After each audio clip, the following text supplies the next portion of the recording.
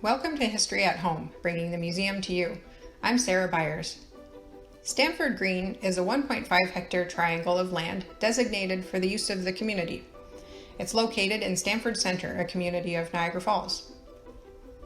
In 1821, Captain Robert D. set aside a portion of land that he owned at the time for a public green. A green can be described as a plot of undeveloped land separating or surrounding areas of intensive residential or industrial use that is maintained for recreational enjoyment. By 1909, a fundraising drive by local citizens succeeded in raising $1,000 to purchase the land from D's son. A committee of trustees arranged that the land may never be built upon or enclosed, and that no trees be planted thereon.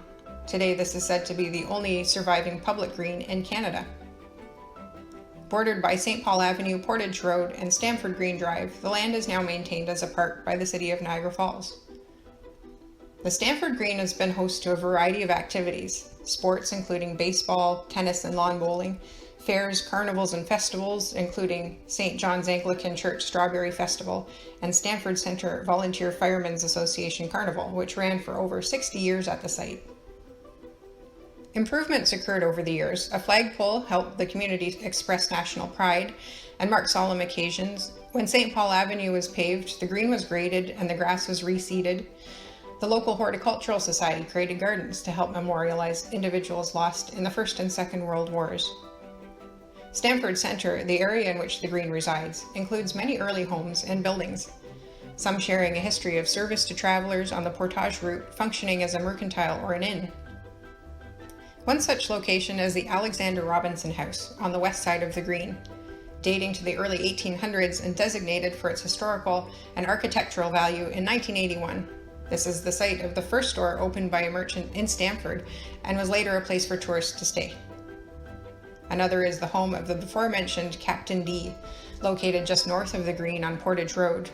D came to live here as aide-de-camp for Lieutenant Governor of Upper Canada, Sir Peregrine Maitland. A third key feature within sight of the green is St. John's Anglican Church on the east side, which is one of the oldest Anglican churches in Ontario, established by community builder D, along with Maitland, whose summer home was just up the road.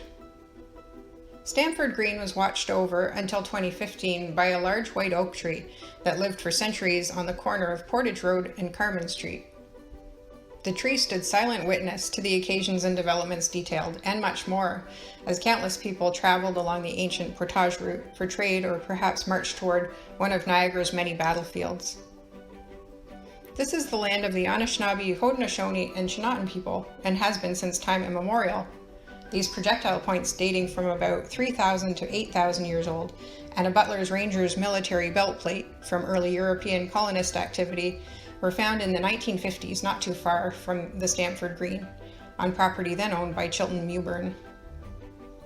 Stamford Green has been an integral part of life in Niagara Falls, Stamford Center. One symbol of its value may be this quilt hand-stitched by the ladies of Old Stamford Methodist Church. Names were embroidered on it for a fee. The quilt was auctioned off, and money raised was used for activities and events on the Stamford Green at the time of its purchase. The center reads 1909 Stamford Green. Thank you for joining this History at Home.